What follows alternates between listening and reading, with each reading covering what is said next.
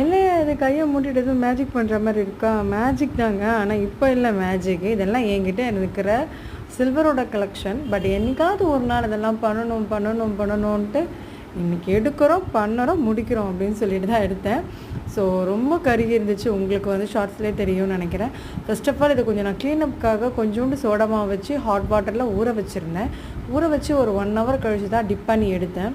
பார்த்திங்கன்னா அது எல்லாமே வந்து இருக்கிற எல்லா அழுக்கு எல்லாமே அதில் வந்து அப்சர்வ் ஆகிடுச்சு. ஸோ இதை ஃபைனலாக க்ளோஸ் பண்ணியும் வச்சு ஊறட்டும் அப்படின்னு விட்டுட்டேன்.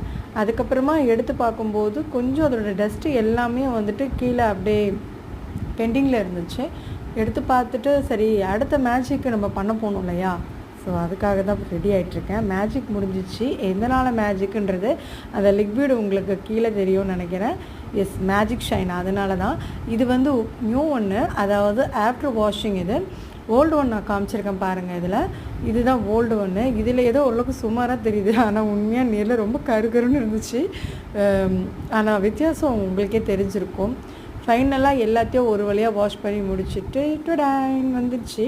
இதுதான் என்னோடய கலெக்ஷன்ஸ் எல்லாமே. சில்வரில் மெட்டி கலெக்ஷன் எனக்கு ரொம்ப பிடிக்கும். யாருக்கெல்லாம் அந்த மாதிரி பிடிக்கும் மெட்டி கலெக்ஷன்றது எனக்கு தெரியாது, பட் எனக்கு ரொம்ப பிடிக்கும். பட் ரீசன்ட் இயராகவே நான் அதெல்லாமே ஸ்டாப் பண்ணிட்டேன். ஏன்னா என்னால் வந்து போடக்கூடிய ஒரு சுச்சுவேஷன் இல்லை. அதனால் நான் வந்து அதை போடுறதில்ல. ஏன்னா அந்த இச்சிங்கு சம் ப்ராப்ளம் வந்து ஃபுட்டில் இருக்கிறதுனால நான் ரிமூவ் பண்ணிட்டேன். பட் கலெக்ஷன் எனக்கு ரொம்பவே பிடிக்கும்.